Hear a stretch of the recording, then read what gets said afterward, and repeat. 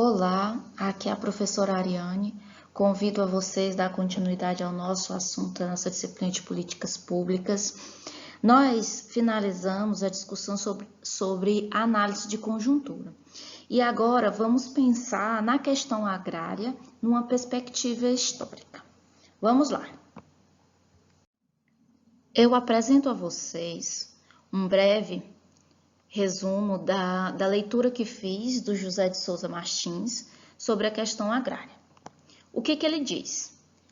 Num país demograficamente ralo, a terra podia ser livremente ocupada por quem dela precisasse e tivesse potencialmente direito a isso, justamente porque não é um bem coletivo disponível a todos.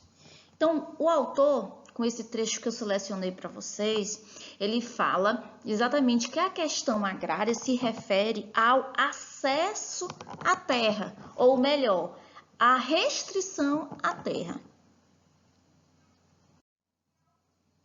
E aí, de onde vem a questão agrária? Pensando numa perspectiva histórica, o Martins ele diz: cessado o cativeiro do trabalhador, foi necessário instituir o cativeiro da terra a todos que não pudessem pagar por ela. E aí ele faz referência a uma das obras mais importantes dele, que é o Cativeiro da Terra, né? A ideia de que, a partir da libertação dos escravos, o fim da escravidão, para a manutenção dessa concentração de terra, o cativeiro passou a ser da terra, não mais do trabalhador. Se esse trabalhador foi liberto, agora se cativou a terra. A terra agora não pode ser acessada a eles. Por quê? Porque eles não têm o dinheiro para adquiri-la.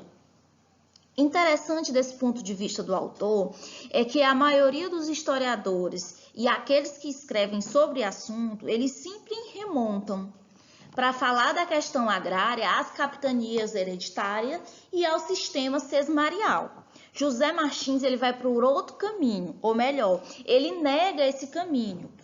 O que ele diz? Ele diz que o sistema das sesmarias era mais justo do que o implementado em 1850 com a Lei de Terra, a qual ele vai fazer referência enquanto injusta e originária de todos os nossos problemas da questão agrária. Ele vai dizer que o sistema sesmarial, ele pelo menos, apesar dele apresentar a forma do latifúndio como uma forma de possuir a terra, o latifúndio é uma forma de possuir a terra, mas, no entanto, é previsto pela lei sesmarial que aquele donatário vai ser destituído do poder sobre a terra se ele não ocupá-la e fazê-lo produzir. Que o interesse dentro desse sistema da sesmaria é exatamente o donatário, aquele que é o dono da terra, né, que tem a posse da terra dada pelo rei, faça que ela produza e, para isso, pague impostos ao rei. Então, era um interesse dessa lei sesmarial que essa terra gerasse riquezas para exatamente gerar o lucro. É bem interessante isso, gente, é que, de certa forma, eu particularmente não concordo muito com o Martins. Por quê? Ele coloca toda a carga da questão agrária e da concentração de terras no Brasil na Lei de Terra de 1850.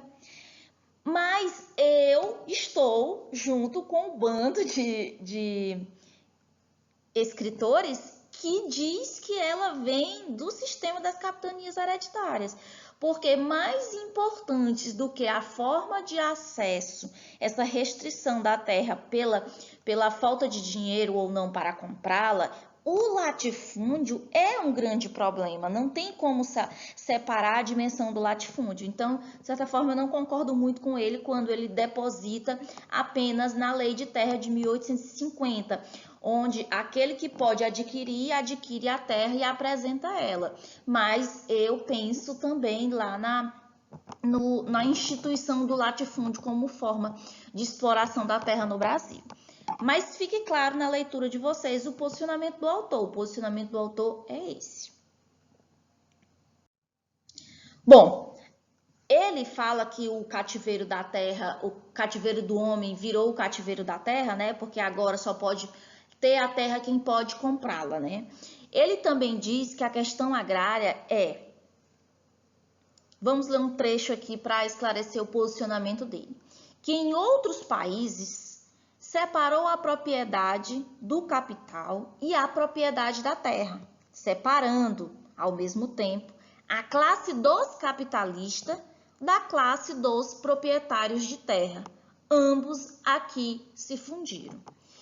E aí, o autor Martins, ele diz ser esse o outro ingrediente que torna diferente a questão agrária no Brasil.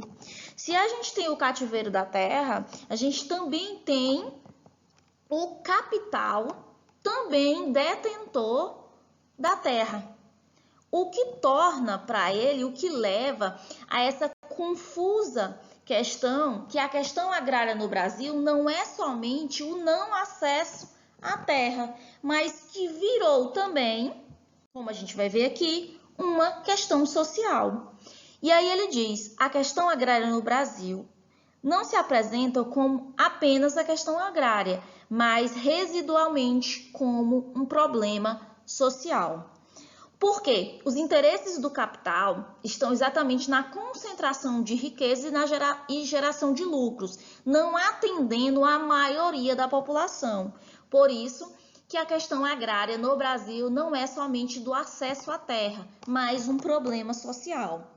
Vamos pensar de que forma é um problema social. De que forma é essa pobreza rural? Bom, o autor fala que com o tempo houve a difusão da sazonalidade do trabalhador rural e de sua terceirização.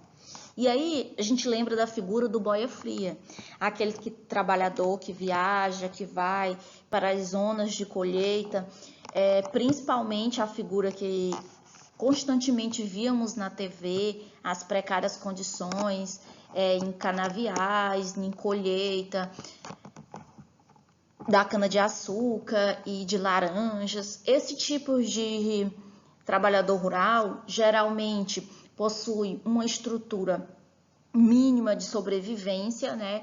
E exatamente ele saiu do seu território, da sua capacidade de produzir para a autossubsistência. Ele não tem o mínimo para sobreviver.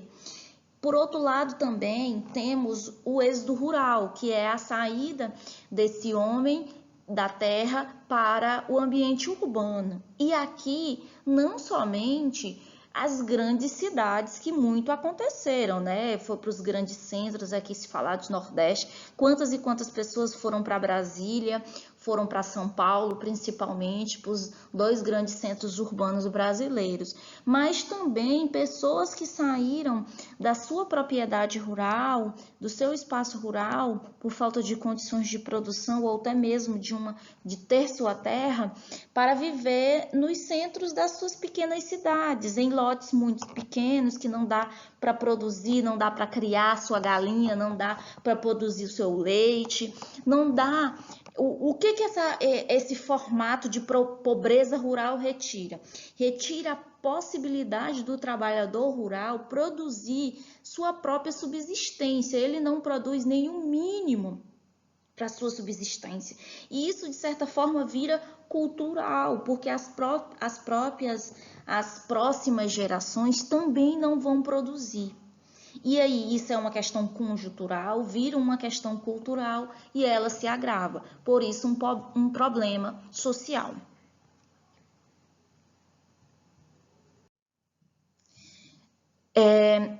Martins aponta que o grande momento que se pensou que a lei de terra ia dar como vencida foi o momento do governo Jango, né? E aí eu vou aqui ler o trecho do texto. Mas, basicamente, o regime autoritário foi nos imposto para evitar uma reforma social, sobretudo no direito de propriedade, que reconhecesse que o modelo agrário da Lei de Terras de 1850 estava vencido. Aqui ele se refere ao governo Jango e às famosas reformas de base, né? E que uma dessas reformas de base estava relacionada à reforma agrária. E é nesse momento também que a gente tem grande efervescência das ligas camponesas. E aí era uma ameaça para todo o cenário. E toda a nossa literatura histórica e sociológica aponta que uma das grandes motivações para o golpe militar e a ditadura civil-militar foi essas reformas propostas por Jango e que estava ganhando grande apoio popular. Exatamente barrar e manter o status quo da sociedade então desigual do Brasil. Qual é a proposta que o Martins traz nesse texto? Ele diz que a terra precisa voltar para o controle do Estado e não de quem tem dinheiro. O que ele entende? Que a Lei de Terras de 1850, ela retira todo o poder senhorio do Estado de controlar quem deve ter a terra e coloca na mão da iniciativa privada. Aquele que pode adquirir tem a terra. Ele defende que quem deve ter esse controle é o Estado e dizer quem deve usufruir da terra. E a outra proposta dele é que dentro desse cenário é necessário também que tenhamos uma sociedade participativa, com funções políticas claras. E qual é a função política clara nesse momento? É a luta por terra. Então aqui ele diz que o Estado precisa desse controle.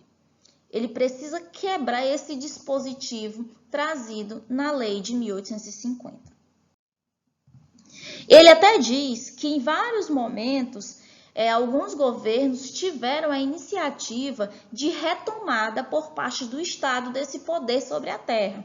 Por exemplo, no governo Dutra, em 1946, existia uma lei que falava das terras da União, regulamentando o poder e o domínio das terras da União. Gente, as famosas terras à beira... nas zonas litorâneas, à beiras de rios. Essa lei foi importantíssima não somente para determinar essa condução e a não invasão dessas terras, mas também para proteger um bem preciosíssimo para nós, que é a água, principalmente a tornar também terras da União as terras às margens dos rios. Outro momento foi o governo Vargas, em 1937, que mostra também uma retomada do governo do senhorio da terra e da propriedade privada com a lei do patrimônio, né? Que impede a pessoa, mesmo tendo a propriedade de um edifício, que ela possa derrubá-lo sem autorização e vendê-lo sem a autorização do governo. Um outro também é o Distrito Federal, né, onde foi construído Brasília, que as terras tinham apenas a concessão de uso.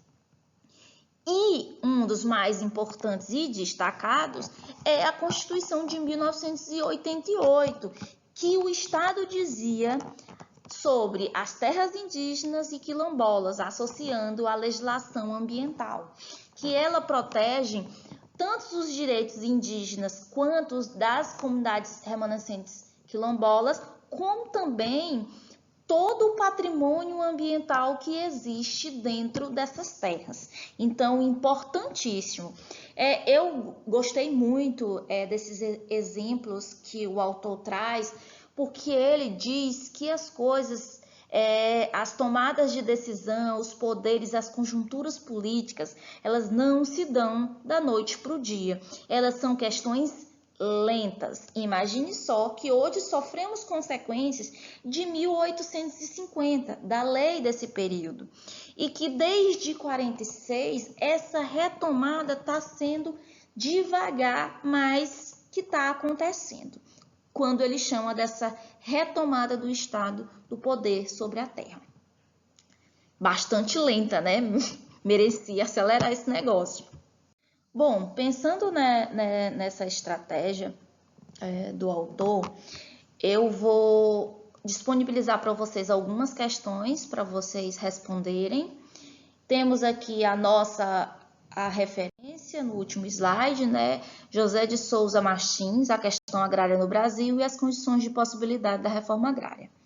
No livro é a Sociedade Vista do Abismo. A gente trabalhou apenas um capítulo aqui, esse pequeno resumo. Pois tá certo, obrigada, até a próxima.